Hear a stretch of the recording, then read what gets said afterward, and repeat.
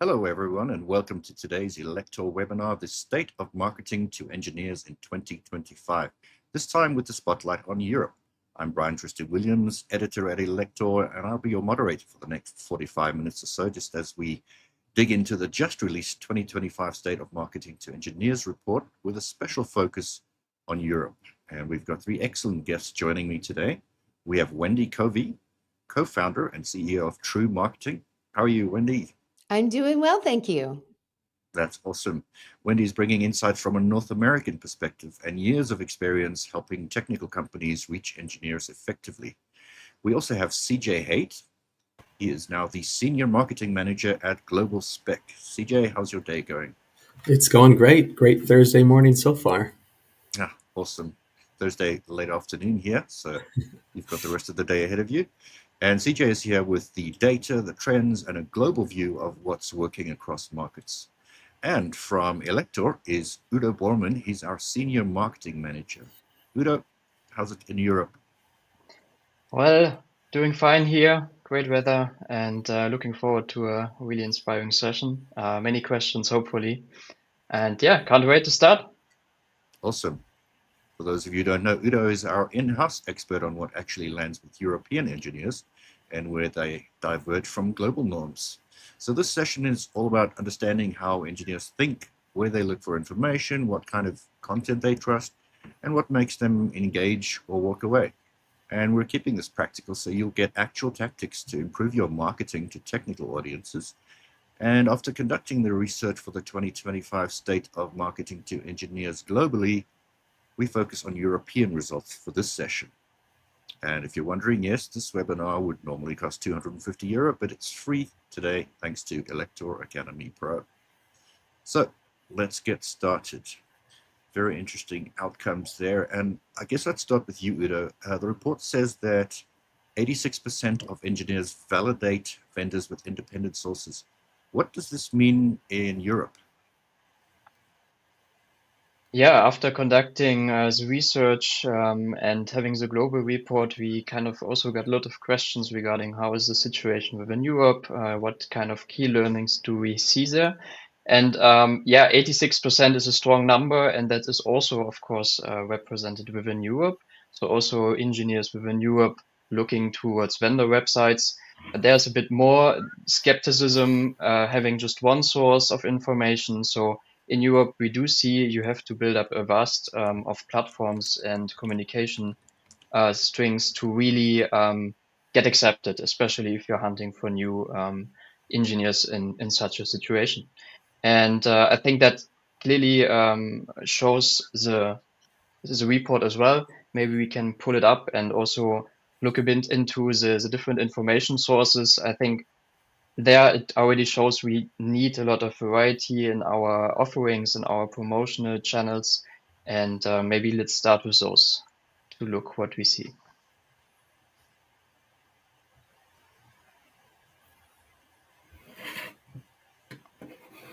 Here we go. I do have a bit of a delay. I hope that's fine with you guys. Here we go. So, And CJ, maybe you can kick it off and just give a bit of an overview. What different besides of vendor websites, information versus resources are really ranking high? yeah, so every single year we love to ask our respondents of technical professionals and engineers about where they go to routinely seek information when they're researching for a product that they're looking to purchase for work-related purchases. Every year we ask this question in order to understand the trends of where engineers and technical professionals are going.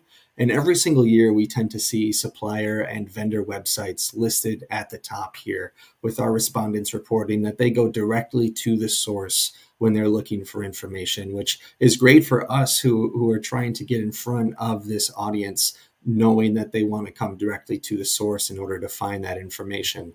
For the first time this year as well, trade publications, online trade publications, we tend to see that towards the top as well, slightly under supplier and vendor websites. But this year, we actually saw it hit 73% along with supplier and vendor websites. showing that engineers are also really relying on online trade publications in order to research for the different products that they're looking to purchase. We also saw this year that print was up there at the third selected choice that engineers and technical professionals chose, showing that print assets are also still very vital to this audience in terms of researching and finding information. And CJ, what was interesting about this finding to me was looking at LinkedIn, and it looks so far down this list, right? But we get a lot of questions about that, and I know at our global webinar that was a big question. But if you really examine what the question says, it's where do you routinely look for information to make a purchase? So I think that engineers are going to LinkedIn, and you'll see that when we get to the social media section, that LinkedIn is quite popular. But when it comes to an active search to make a purchase, that's not the favorite channel, right? They're going to LinkedIn for other reasons. So back to the top, what the big finding for marketers listening is, one, make sure your website is up to date. You're always adding fresh content. It's easy to navigate. You're not adding friction, you're removing friction with how you have the user journey on your website. And then consider, if you're not already, consider contributed articles, PR, and advertising so that you have a presence in those trade publications online. Yeah, great points. Especially about LinkedIn. I think something that we can keep in mind here is that often when you're going to a social media platform, you are scrolling through the feed that is made available to you, not something that you are typically going to search on. So I think that is part of the reason as to why we see a social media platform lower on this list than some of those platforms that allow you to search and find information a little easier.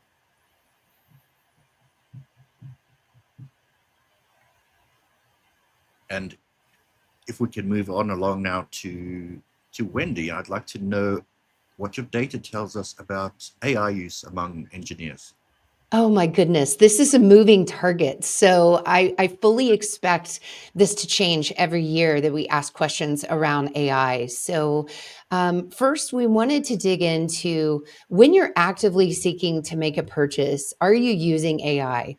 And as you see here, if you do the math, 58% say they do use generative AI, but it's not something they turn to often or every day. So there is some use there. I do think the use is growing. And then we asked, what AI search platform are you using? So when you do generative search, where are you going? And ChatGPT, being, of course, early to the market, is the most popular. You can see the rest right here in this slide. Now, one thing missing from this is AI overviews, which is also a form of generative search. When we went to field with this research, they were just coming out with that. They were calling it something different. So it was too new to include, but we will be studying that for 2026. So, the big takeaway here is they are starting to turn to generative AI. I could tell you anecdotally, across my clients, we're seeing a referral source. So ChatGPT is being a referral source for why people are coming to their website more and more. So it's starting to pop up in our analytics. And this is something to pay attention to, definitely, as a marketer, not ignore it.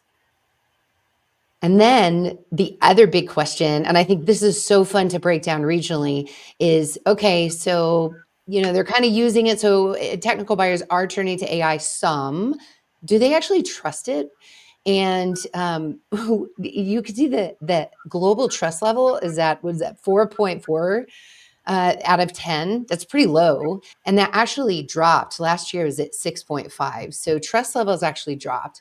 So definitely they're turning to this source some, but they're probably not coming more often because they don't trust it. And they definitely want to verify those sources. And then Udo, check out this regional breakout. What are your observations there? Yeah, definitely.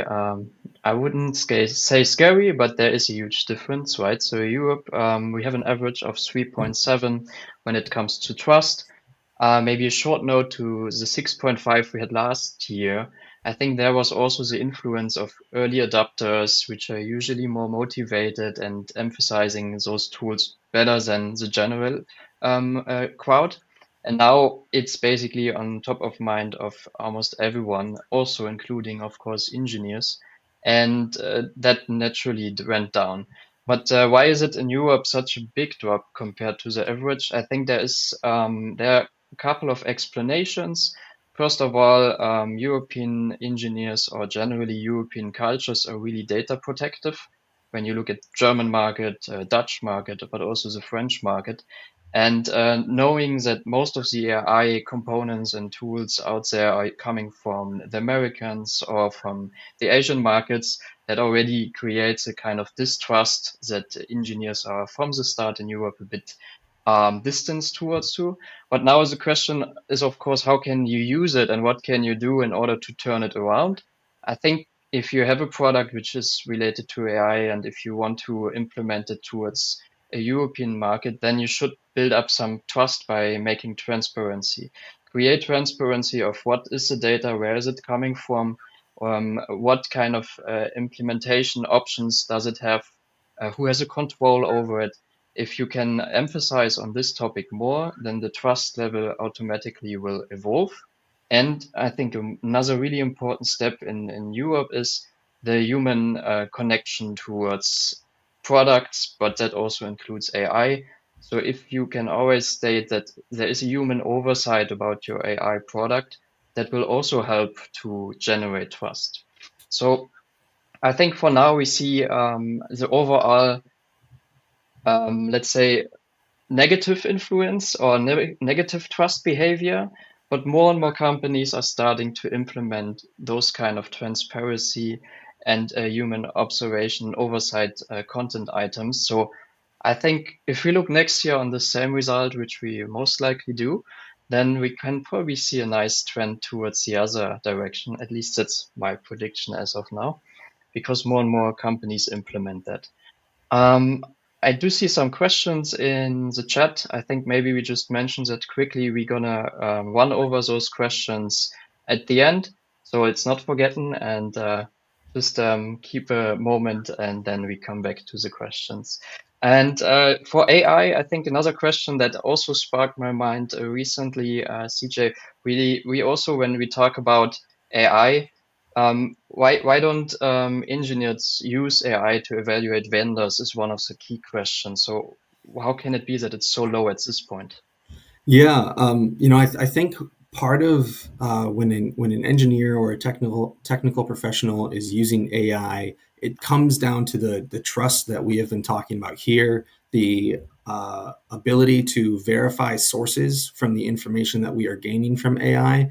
I think a lot of technical professionals are going to struggle with the idea of going to an AI, asking a question, receiving a summary, and then going to a source to verify that information. I think at this time, at least, a technical professional is more likely to go directly to the source, find that information themselves. At least that's the story that I believe our respondents are sharing with us through this data. And I think that is a trend that we've seen the past few years while asking these AI questions as well. Definitely, yeah, and I think that's a good point. And there's something maybe we can think about what can we add to it, right? So there's, I think, another angle maybe we can give as a recommendation in this topic so that you learn something from it. I think, CJ, you have something in mind, right? Yeah, I think it's important for us to disclose when AI is used, to discuss it and be transparent with the data and information that we're sharing. When is AI used within that? And then also just citing our sources, being very specific about the sources that we are utilizing in order to collect data and information for these very technical audiences. I'll Yeah, add one that more thing. A big growing trend or lots of questions that we're getting right now are over optimizing for generative search. So this is known as AEO, so AI optimization, or GEO, generative optimization. And so people are asking us, how can I get my brand to show up? And right now, what we're seeing is the brands that have been really diligent about following, I'll call it the inbound marketing model, where you're publishing content at a steady cadence. Your brand is everywhere. It's not just on your website, but it's on other people's websites. You have a lot of inbound links. Those companies are the ones that are doing well. in generative search right now. And so for companies that are behind, they don't have a lot of content published, they haven't been working with technical publications, those are the ones that are struggling. So it's kind of back to, I'll call it old school search from like 10 years ago, where we focused on what are those key terms and how can we get links into our website. It's sort of going back to those tactics right now. And running PR campaigns seem to be a great way to influence your presence on in those sources such as ChatGPT. Indeed, and there's another just sparked my mind. Recently, Google also updated their SEO rules and algorithms. There was one thing that struck me a bit was they want to have a reliable content which is coming from a trusted brand, which is basically originally grown, not just something that comes from an influencer or creator, which just started 1 or 2 years ago. It's interesting because this development of creators and influencers, we will talk about it in a minute as well, has grown so quickly over the last couple of years that now the big search engines seem to also have a bit of a, well, let's say not fear, but they have now seen, okay, we have to also regulate that a bit more in order to have our engines still be used in the future. So that's an interesting trend, and that's also important to know for you as a marketeer who is listening in. Do find your platforms and locations where you can also put your content in, which is seen as a trusted brand, for example. That can be publishing houses, but that can also be, of course, creators which are there since a long time. So they are experts. We call them experts, right? Over years and decades. Now they're called creators or influencers. But there are also a lot of people out there who have a strong brand, a strong network that they talk to every day. And that will directly flow into the AIO, as also Wendy said it. So I think that's now the time to really research and get actions going. Udo, just Yeah. to add to that really quickly as well, it'll be really interesting talking about search a few slides ago. It'll be interesting to see with this rise of influencers and brands on social media, do we also see a rise in search on social media as well? And maybe we start to see something like LinkedIn rise in the ranks there as more people might be going to those platforms to search. Yeah, definitely interesting to follow and look in the future into it. Yeah, but I think also we saw it already, right? Comparing just to last year and 2 years ago, there is a bigger impact already in the industry and the market by those platforms. Mm-hmm. Yes, speaking of Google, another Google company, YouTube, I saw this week, has decided to demonetize robot voices and AI generated content. So it's another interesting angle. And video has come up a lot this year.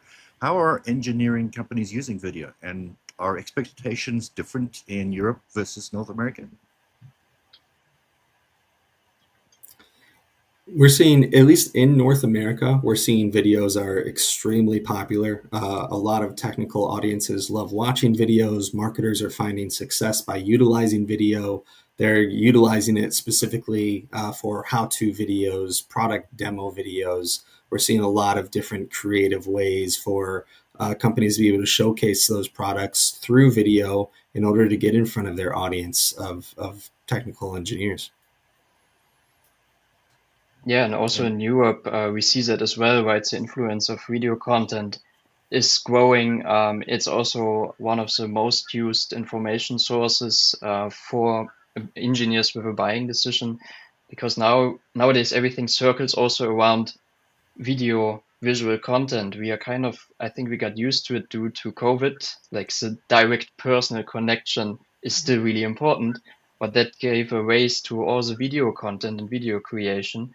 And also, this topic is interesting to see. I asked some of from my network to just give some updates on how they're going and doing by producing now video content on LinkedIn, for example. And the picture is pretty clear. Everyone wants to start, and everyone is kind of, yeah, we need to make video content. How do we implement it in our process? Is the first question. Second question is, who is doing it actually? And that's, I think, where a lot of people at the moment struggle a bit to find actually the right fit audience, but also to find the right fit creator. And that's kind of what I got as a response. It's like no one says no to it. It's just many people are simply not the natural influencer or creator as we see them. And that takes a lot of training, and that takes a lot of energy to really start conversations and making good bulletproof video content. But there are also tools out there which can help if you already have a great video to just split it and split it in pieces and use it and reutilize it on LinkedIn, on Instagram, on whatever platform your audience is at, and then you can repurpose it. And that is something that is growing also really strong. This repurposing of long form content gives you awareness, but also gives you direct connections. And this tool, what mainly came up is Opus Clip. Some of you might know it, some might not. I can also just recommend look it up. I think it's an easy to use tool, and it helps definitely to speed up the whole process. And yeah, I think that's just circling back to Europe. I just made a bit of a drift here, but the company actually tried to target audiences the companies tried to target audiences in Europe, and they had actually quite good success. The major problem was also to find the good language, the good tone of voice, and therefore they used most of the engineers that they actually have within the company to make presentations, and that definitely helped to create a bigger awareness. And it's a growing topic in Europe for sure. Very interesting. And video is obviously one segment of content. If I could ask CJ's expertise, what kinds of content actually influences engineers?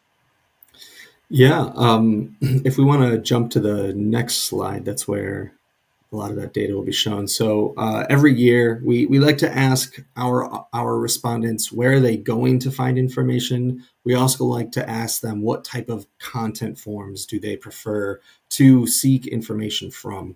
And similar to where they're going for information, at the top of our list for the type of content forms that they prefer to look at, we always see data sheets at the top. And again, this year we see that at 79% of our respondents choosing data sheets as the most valuable format for content. That provides the information directly in front of the technical professional and provides it to them in a very clear way for them to be able to read through it, and then also be able to verify it when needed. Technical publication article is at the top, CAD drawings. And then as you go through this list and go further and further to the bottom, I think some people could actually argue that some of these formats get less and less technical as we move towards the bottom, which I find really interesting, just showing just how much engineers prefer technical content. Yeah, and again, going back to the detail of how that question was asked, if you go, sorry, real quick, Brian, it says, what form of content do you find most valuable when researching to make a significant purchase? So this isn't just training or finding out trends. This is, I need to make a purchase. Where do I turn to? And I think when you look at it with that lens, it makes so much sense, right? The data sheets and CAD drawings and articles, demo videos, these are pretty in the weeds for making that product purchase compared to some of these other things that might be a little more educational. And one thing that doesn't stand out here as a best practice, because it's kind of embedded in all of this, but sometimes it's tough when you have really dry, technical information that you want to convey. And there are times when marketers make the mistake of being too fluffy with their language or how they present that data. And there's a balance here. And so my recommendation is twofold. One, see if you can create images and diagrams and visual ways to convey some of that information rather than chunky, dense blocks of text. Those are great and they're sticky. People remember them. So that's a good one. And then another one is apply concepts to real life, right? So where can you tell stories of how this technology or this product is applied? The more you can resonate with somebody with their particular industry and application, the better you'll do. And there's a storytelling element that can be used there, again, to be memorable and sticky. So it doesn't always have to be just dry and technical. There's a place for that in data sheets, but there's also opportunity to shine and be remembered. Yeah, and even data sheets nowadays can be implemented in various communications. And that's kind of, I think it's such a nice scale here because it really represents the engineer's mindset. Data sheets on top, it's pure facts, precise, that's what they want. But then you still can make use of multiple channels to provide them. And I think one of the channel, if we jump maybe to social media behavior at this point, is when we look at Europe, there's one thing that sticks out. It's GitHub, right? And GitHub is a platform when you compare to all the other countries and globally, it really is looked at way more often. It's a second place after YouTube from engineers who want to make a purchase. So it's really people who are interested in finding components, software, hardware which fits with their needs. And why is that so? So GitHub, for those who don't really know it yet, it's basically a kind of a social media platform for engineers. It's a platform for collaboration. You can store, manage, share your code, which is related to your product. So you can, I think of it like a Google Doc, but for code. So it's, I think that sums it up in a kind of marketing way that everyone understands. And that's also great information, right? If you know that you're targeting European engineers, then that's a clear point. You have YouTube video, we talked about it. Maybe not so easy to implement to start with, but you should do it either way. But GitHub is something easy access. That is why GitHub is also used so often, because everyone can go in there, create an account, and just upload their files and their code. It is kind of a beta testing for many products as well, but it directly drives traffic to your product at the end of the day. So, for example, someone might not look on your vendor website, or they might look at it and then they see your product and they're like, okay, I directly search it in GitHub. Do I find code snippets that I can use, that I can then implement in my whole process? And that's, I think, a big recommendation to really find your spot in GitHub.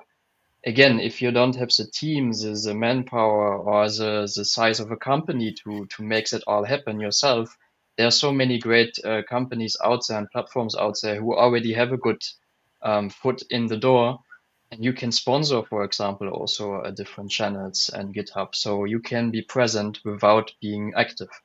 And that creates awareness towards an audience which is really technical. And if they see you there, they're going to probably say, okay, this company is like marketing fluff, right? It's not just explaining a lot of blah, blah. They really have tangibles. They really have data that I can use and look into. So I think that's also really a huge difference we see Europe compared to the rest. And yeah, looking for differences. I think that is one of the points. And maybe one last tip. You don't have to be on every social media platform that is maybe listed there. I think it is also something, pick the most valuable ones which are there at the moment, and then go for it. It is not helpful to open many accounts at the same time. You need to first, again, become a trusted source. You need to build up your reputation on each channel. This is a long process. If you need actionable things right now, focus on 2 or 3, go for it. If you don't have the platforms yourself, find partners, and then you have success. Yeah. And when we look at regional differences, LinkedIn stands out to me a little bit. I mean, I see it's number 2 across everybody, but if you look at Americas versus Europe, a lot more adoption and favorability of LinkedIn in the Americas. And we're seeing lot of companies put resources into their LinkedIn strategies, whether it's starting LinkedIn newsletters or running ads on LinkedIn, running ABM campaigns, so really targeted things, putting video on LinkedIn and sliders. So there's lots of ways to engage on that platform, and we're seeing a lot of success in using that platform for what it is. What LinkedIn is not favoring in their algorithm is when people put a link to their website. They want to keep people on their platform, just like Google wants to keep people on their platform with their AI overviews. So it's a new world for marketers looking to drive traffic. By the time people come to your website, it's going to be pretty deep into their research, and they're going to spend more time in LinkedIn, more time in Google, more time on ChatGPT, and the technical publications. And so I like LinkedIn here. I think it's important to prioritize that. I'm surprised at the difference between Europe and Americas. I don't know if you, Udo, if you have any thoughts on that. Yeah, I mean, I think it's similar, a bit similar, like what we just discussed earlier about AI, just like some decades ago. Yeah. So most platforms originate from the States as well. There is this trust behavior, trust issue that is overcome by now for most of the platforms. So everyone uses naturally. LinkedIn, I think it's interesting. There is also a sharp difference, right, between America and Europe, but also there you see a growth. And there, I think one additional insight we can give as well is when you look on localization, because we are talking about European markets with many languages, many cultures, and the strong markets like Germany, France, they have their native language and they're really, really cautious about it. So when you go to those platforms as well, there is always now the translation button built in LinkedIn, for example. But if you really want to meet this engineer in their own language, you have to localize it as well. And you can do so by organic posts, but you can also use paid options, obviously. And there you have all the targeting possibilities. But you shouldn't rely only on AI translations for those kind of things. That's my take here. Yeah, that's such an Yeah. interesting point out to talk about the language barrier on a social media platform, especially like LinkedIn. Yeah, I think something else interesting here, looking at LinkedIn as the second top option on this list across board. LinkedIn is probably a little easier to utilize and manage than a platform like YouTube that requires a lot of content, a lot of long formed content. Whereas LinkedIn is something where you'd be able to repurpose content that you've created fairly easily. And speaking to what Wendy is saying about not wanting to share links on LinkedIn, definitely important to keep that in mind about bringing value to the platform itself, not trying to bring someone elsewhere. If you're able to provide value to an audience on LinkedIn and grow your page there, that will ultimately grow your brand and help create more traffic on your website in the long run.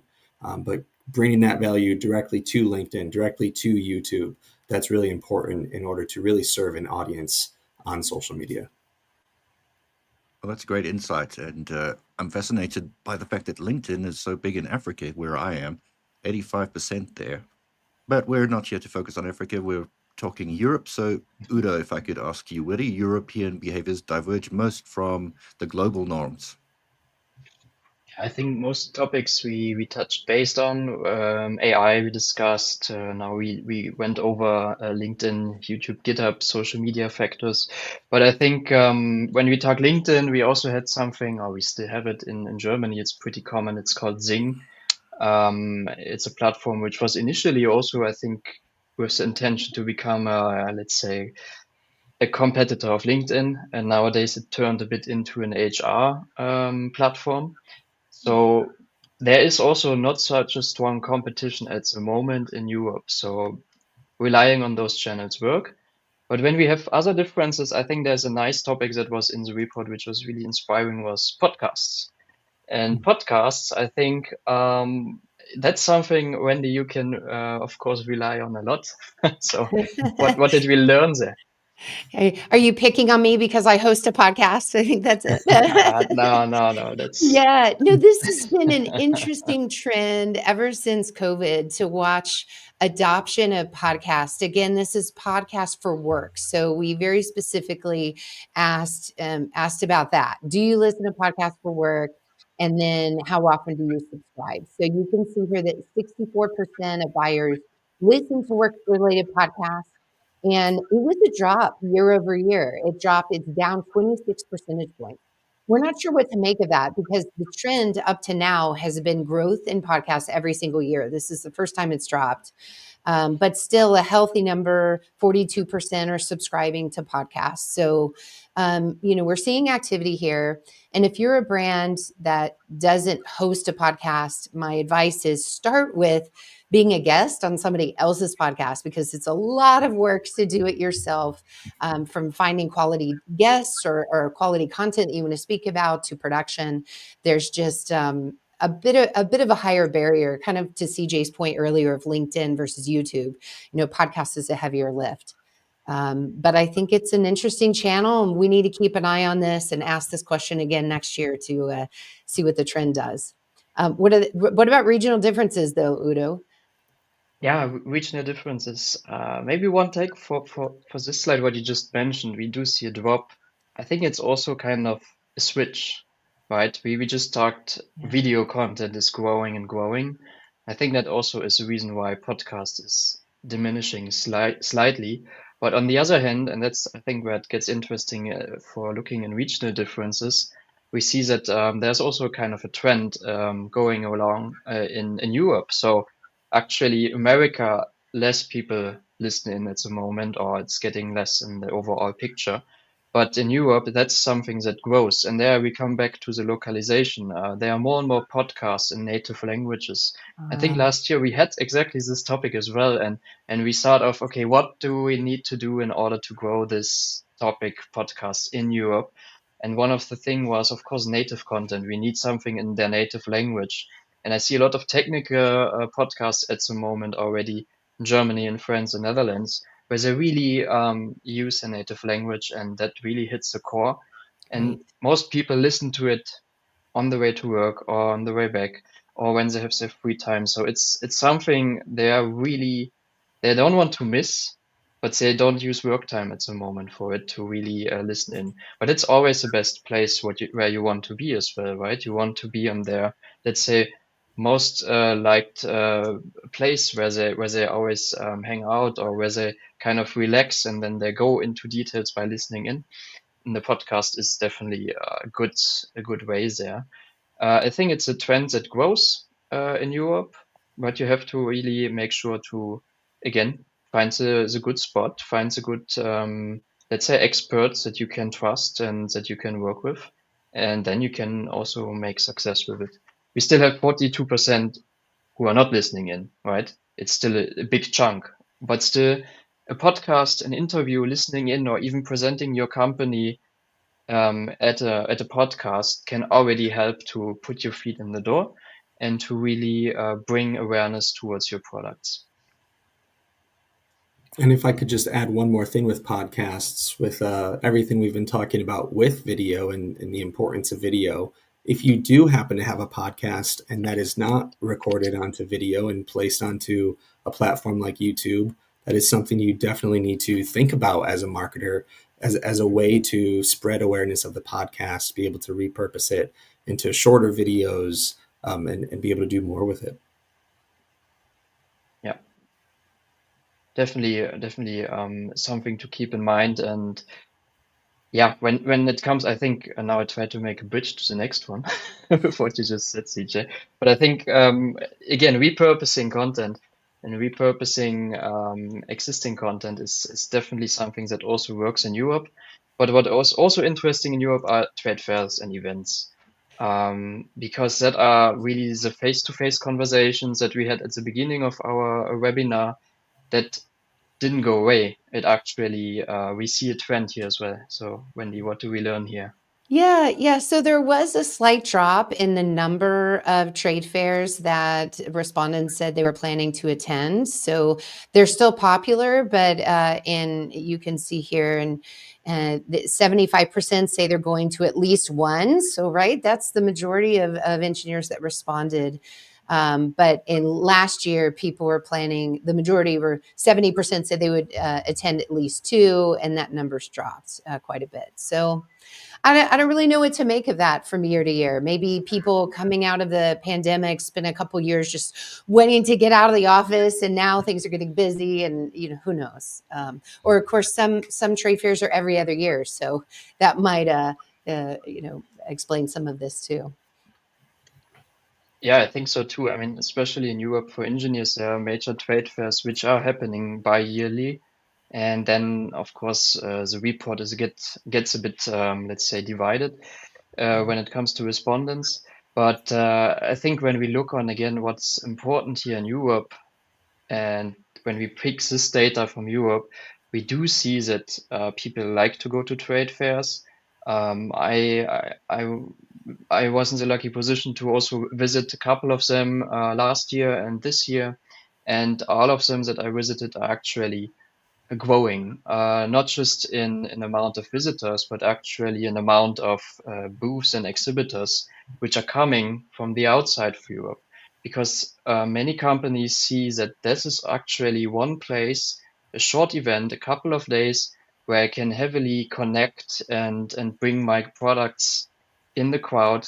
Even as a startup, it's something to establish yourself, but also for the big companies, it's something where they actually makes the right network, finds the right relevant people who are buying their product at the end of the day. So 2 events went down, 3 events grew a bit. So I think that's also something of the picture, right? So we do see they visit multiple ones. And it also makes sense in Europe to visit multiple ones because, again, you have the different locations, the different major countries that you want to be, where you want to establish your business. So you want to go to Munich or Nuremberg in Germany to go to the major trade fairs, or you also want to go to Paris in France or in Grenoble. So there are some really major spots, and it is an investment, obviously, but even if you don't have a booth, it's an investment that really brings valuable contacts usually at the end of the day. And that's why this, even though video podcast, it's growing overall, trade fairs is going slightly down, but not as much to explain the difference. So yeah, I think events we can all say, yeah, if you want to if you want to enter the market, go for it.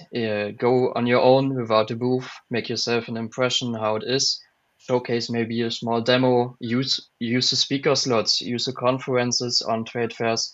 Those are the places where you really have the right people that you should interact with in order to sell your products. And then you're one step further in the chain, so to say, in the journey of your customer. Yeah. Yeah, it's a quick way to, if you're exhibiting, to get brand visibility and to gather leads. And so it's all about finding that balance in your marketing mix between paying to be in front of somebody else's community and building your own community with your website and your podcast and your videos and things like that. So what is the right balance for your company, for your goals? How do you measure that? There's so many things we could talk about, but I love the energy around trade shows, the multiple purposes of going, but it is something you're paying for to get in front of somebody else's community. And when it's over, that's it, and then you need to do other things to follow up and nurture those leads and, get him down the road. I wonder if I could make a little bit of a prediction here. I wonder if at some point we could see a bit of a turnaround with trade shows and have a little bit of a larger boom there, just with the growth of AI and the distrust in AI, especially that we see in Europe. At some point, we might have people who are just so desperate for that face-to-face interaction that they really rely on trade shows to be able to go and speak to a bunch of different companies that they are currently looking into, and have that human to human interaction there. That's a good point. Yeah, definitely. All right. I think, yeah, trade fairs go for it as a tip. But I think also there's another nice angle to look in it, and I like this as well. Just as a last thought on this topic, you have we talked about influencer, creator, brand ambassadors. That is also a nice opportunity for video content generation or for product demos and so on. You could invite those people and say, "Hey, come by to my booth, or can I present at your booth my product?" And they have the reach, they have the network, they have the awareness to really make you shine. And that's where trade fair is also really, really a good spot for, because well, nowadays more and more influencers are also going there to really make the connection to the industry. And if you can be one step ahead and be the initiator of a connection, then that's also great to have. Well, that's very interesting. We do have influencers on our shows a lot, and it's a nice synergy. I think we're going to have to wrap up before we get to the Q&A. And I just think some of the clear takeaways here are that engineers want proof, not promises, and they're looking for facts, not fluff, and they'll happily ignore anything that feels too polished or promotional or obviously regurgitated by AI for me. So the content needs to be credible, localized, especially in Europe, and genuinely useful. In Europe, engineers tend to be a bit more cautious, but still very reachable if you meet them where they are. Wendy, for you, what surprised you the most with these takeaways? Yeah, I think it's important, and we didn't spend a lot of time on it, but this first one in the top left, technical buyers spend 60% of the buyer's journey online. 60%. So by the time they get on the phone with sales, they've done a lot of research, a lot of homework, and we can't always track every step. So I see some of the comments here and questions, and Don asked how conversion works with podcasts. Now, I'm gonna pick on you, Don, a little bit, but it was so nice, 15, 20 years ago when we could measure every step and see conversion from this form to this revisit to the website.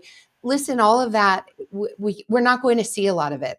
I saw the comment about putting the link in the comments in LinkedIn when you do a post. Well, LinkedIn is on to that. So their algorithm doesn't like that anymore. So marketers have less control. We have to go to where the buyers are, which means we're not going to know some of these early conversions that lead us to what ultimately becomes that conversation with sales in the final 40% of their buyer's journey. So just something for executives to remember, that we need to go to where the buyers are, and your marketer is not going to be able to measure every single step along the journey anymore. Yeah, we should make a short of this sequence. That's a great summary. And we probably will. Exactly. Well, if that's it from you guys, I would like to get to our valuable questions from our audience. And I know you've been checking some of them out, including Don, and he's got a few questions. He wants to know, for example, individual influencers are not a source for engineers. Some have thousands and thousands of followers. Where was it intimated that they weren't a source? It was on the information sources. It was not one of the answer choices. So Don, it's just for brevity that we don't have them on there. It's just question control. We have asked other questions in the past about the role of influencers, the role of editors, industry analysts. Absolutely, technical buyers are looking to these technical experts. And particularly, I think when CJ was talking about, I don't know if I could trust generative AI search results, I want to go to the source. I want to go to the human behind that. And so we see that influencers are going to play a more outsized role as we look into the future where everything is generative and you can't trust the content. They're going to be looking to those people. So it's a good thing to bring up. Yeah, interesting. And here's a kind of chicken and egg question from Martin.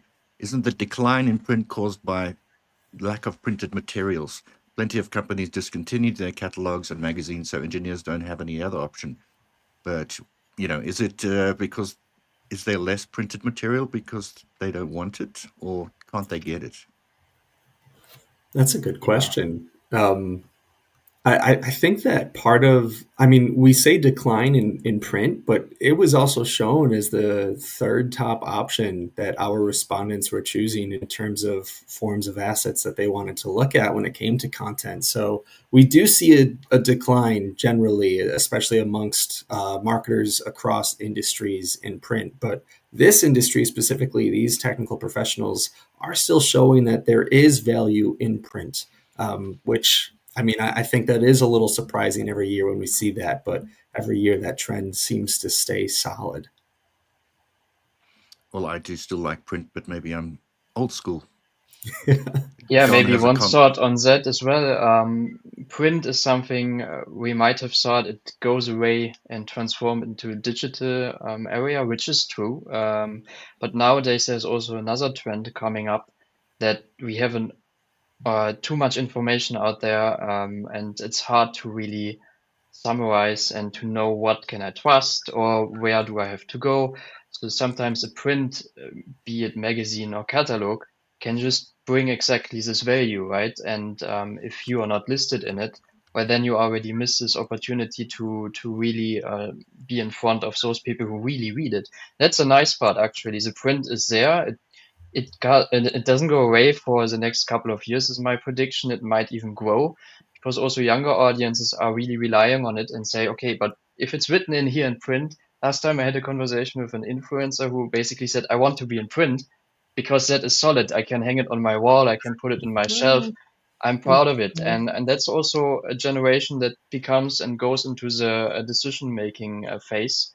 So they're gonna be also in the future there. So I'm not worried that print goes down, but interesting to see the trend if it continues this high ranking or not. Yeah.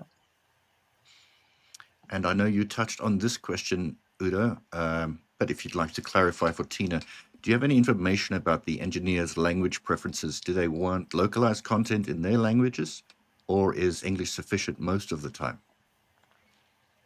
I think it depends on what type of engineer, because we now talked about engineer in general, right? So there are some areas where local language is really important. There are some, let's just take a real example, an electronics engineer, the coding, like a software electronics engineer, is most of the time anywhere in English. So they don't have any problems in getting English content. But when it comes to build a hardware product, then most of the people are still saying, "Hey, I want to have it in my native language because that's how I perceive hardware."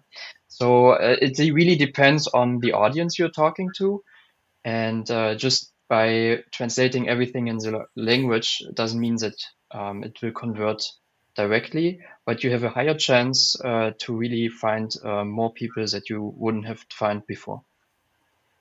Udo, what And about YouTube specifically? Do you find the trend that companies are turning their videos into local language where the person is speaking that local language, or just localizing captions? Or what are your recommendations around that? Because I get that question a lot. Yeah, good question. I also hear it a lot, and there's actually also YouTube doing something already.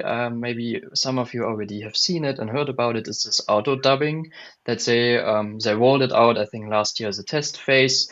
We got lucky to be in there, but it was Oh. also a bit scary because some languages are really well, to be honest, but when it comes to really deep technical content, yeah, well, I can Oh, make I an can example. imagine. It's not even a complicated example. So Raspberry Pi is one of a small mini computer and it's a Raspberry, right? So translate Raspberry Pi into different languages, Oh and you no. see how good the model is trained or not. By now it's better, but it's a beginning. We just got any kind of funny boards at some point. So you have to be careful in using those auto dubbing. It gets better, but German is not as far yet, to be really honest with you. French is surprisingly good, but they also invest heavily in AI at the moment. So they do have probably already good training models. But Interesting. yeah, I think it is important still to keep it localized and translated. But there are tools out there which already help on the way. they do help, but they're not perfect. So Indeed. I'll throw this next question Wendy's way, for obvious reasons. Are there best practices for successful podcasts apart from content in a local language? Yes, that's a big question to unpack here in this Q&A. I'd say a couple of things is figure out what your format is. If it's a subject matter expert that's sharing something, or is it an interview format? Lots of people do use the interview because it's a way to get in front of other people's communities. So for example, for my podcast, I can bring on an SEO expert and then he'll help promote that episode to his community and they'll find out about my agency, right? So I'm growing my network and at the same time bringing on an expert who can answer questions. So I really like that format. The main purpose, though, you've got to figure out what are your goals, what are you trying to get out of it. I know there's another question on how you measure podcasts that came up too. Look, podcasts, this is educational, this is awareness, this is high in the funnel. You can encourage people to subscribe to the podcast, but as we showed you, many engineers are listening without subscribing. So you're not going to get the names from the people that are listening and subscribing to your podcast unless you have a companion blog and they subscribe to that. So know that you're going to have to find out later, when sales engages with somebody, if they found you through the podcast. So again, you're not going to have great metrics other than listeners. You're not going to know who those people are, but it's a great tool to build trust, build credibility. And by the way, it works really well with that optimization for those large language models too. Got another question from Don here. I'm sure I've met this guy. Would engineers appreciate when videos are available in print? Good one. CJ, go ahead. I think that there are ways for you to take video and repurpose it into something that could be print. I know something that we do on the GlobalSpec side a lot with some of the customers that we help out with webinars. We'll also work with them on turning that webinar into a white paper, and that white paper could then be turned into a print asset that you have at trade shows or give around to the prospects that you're speaking to. So I think that there are definitely ways for you to consider doing something like that. And I think even more important, it's important for us to be considering how we can just repurpose our content in general to turn it into multiple formats, such as a video and a white paper, or finding other ways just to get more eyes on that content piece that you've worked so hard on putting together. Yeah, I've heard many people say they're starting with video and then moving to print and taking a video first, just attitude towards all their content, which I find pretty interesting. Yeah, we've actually been finding that as well, and even in some of our own content, we're finding it easier to create the video first and then repurpose that into something that could be read afterwards. And it makes totally sense for engineers. Usually the approach was theory first and then practice, and that is still a scientific work that an engineer usually follows. But then it helps to visualize in the process. And sometimes a video just doesn't take you at the hand, but it just finds the one knob that you were missing in your whole construction phase that is not written in the print article, but when you see it on the screen, you're like, oh yeah, of course, I couldn't live without it. But that's why this multi-use is definitely important, and I think they help each other out, those platforms. So it's not a replacement. It's just some people prefer to watch the video first and then read the article, or the other way around, or they like to listen in. That's also, of course, for marketeers nowadays, it's a complicated way. Earlier, we just had a print magazine and that's it. Now you have video, you have audio, you have many, many options. And important is to keep the mix of everything so that you don't lose any of your existing audience, and also to kind of not miss the chance to win new audiences. Interesting. Well, I've got a comment first and then a question to follow that from Martin. Maybe this is for the 2026 survey. It would be nice to ask engineers what they do at particular social platforms. GitHub is probably clear, but some others may have interesting background. Do you know we asked this for LinkedIn, what was it, CJ, 2 years ago, 2024 maybe? Yeah. Yeah. So go check out the 2024 report, which you can find on True Marketing's website, GlobalSpec's website, I bet too. Mhm. And you'll, at least for LinkedIn, find out what types of content they like, what stops them from scrolling. So Yeah. we have done that, but great suggestion. We should do that again in the future. I think we did YouTube another year. Some of it Yes. in this year's report, I think. There's some Mhm. YouTube things. So It's a That good would be good to idea. look back on then. Anyway, to share the link of the report, we can share it in the chat, and then everyone can just have a look on the full report. Because I saw also some question about how is it put together, and there's also full explanation and who are the respondents from the report, where they're from. So that prints a bit better picture. But today we kind of kept that all out because we wanted to focus on particular topics. But a good point for the GitHub one. I mean, the GitHub is clear, but for maybe another channel. Yeah. Yeah. We're coming up on the hour now, but there are two more questions I would like to ask. Let's Amy go for Collins it. wants to know, for companies that have services rather than products, what is the best advice you could share to help them boost their online presence and build trust with a technical audience? I'm Yeah, happy I to take think, that one. go ahead, Wendy, go ahead. Yeah, Go ahead. about half of our clients are service companies servicing technical audiences. So I know this one pretty well. This comes down to education, right? You want to demonstrate your expertise. Case studies are very important. Showing your expertise for particular industries and applications. So not just saying, I can do system integration for these types of test applications or control applications, but getting really specific. For wastewater, here's what we do, here's what we've done, here's some customer proof points. And then you might want to set someone up as an influencer, so a subject matter expert that's sort of the face of your business and presents at conferences. They author contributed articles so that you can put more wood behind the arrow, as we say in the States. So substantiate your claims with that human that is in the front of that brand campaign. Great. And the last question I want to ask, I'm curious about this too. Is there any way to get specific country results out of that data? Not sure. Is the question towards the report or? Yeah, I think it I think it's is. from the I think report. so, huh? Yeah, it should be. We didn't ask country, we only asked regions, so I'm sorry we don't have that information. Okay, great. Well, I'd like to thank you all for joining us today. CJ Haight, Senior Marketing Manager from GlobalSpec. Udo Bormann, of course, is our Senior Marketing Manager at Elektor. And Wendy Covey, you are, besides being CEO and co-founder of TREW Marketing, you are Don's #1 top influencer. So, Thank you, Don. My biggest fan. I love it. Great. thanks, everyone. And that's all for today's session. Very interesting insights there. Huge thanks to Wendy, CJ, and Udo for sharing their insights. And thanks to all of you for joining us and keeping the chat lively. If you haven't grabbed the full report yet, do it. There's plenty we didn't have time to cover. And feel free to connect with any of us if you've got follow-up questions.